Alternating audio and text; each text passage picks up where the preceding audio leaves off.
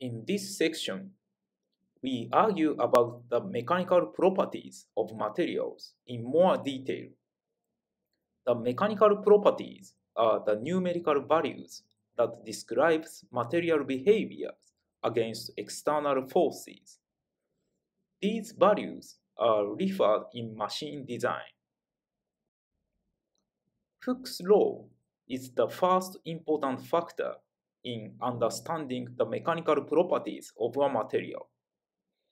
When a force is applied to a spring, it stretches. Then, when the force is removed, it returns to its original position. Imagine a spring shown in the figure where the spring constant is K1 and its length is L0.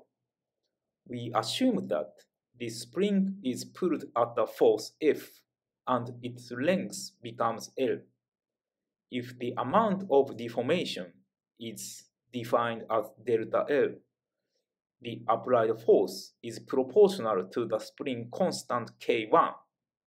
In other words, the amount of deformation of the spring is proportional to the force.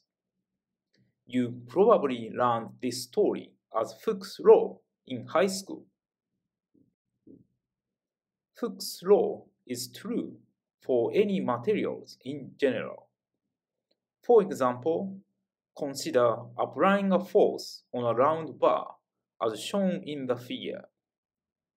In that case, the round bar in tension is of course stretched, and then when the force is removed, it returns to the original position.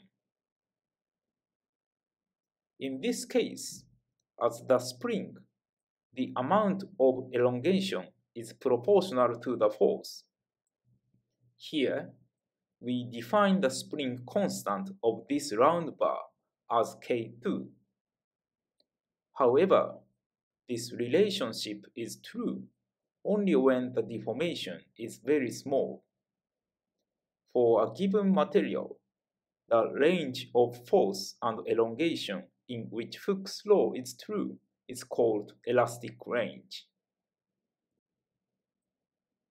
To define the relationship between force and elongation as a mechanical property, we use the quantities stress and strain as standardized force and deformation. Stress is the force divided by the cross-section, force per unit area. Strain is the ratio of elongation to the original length.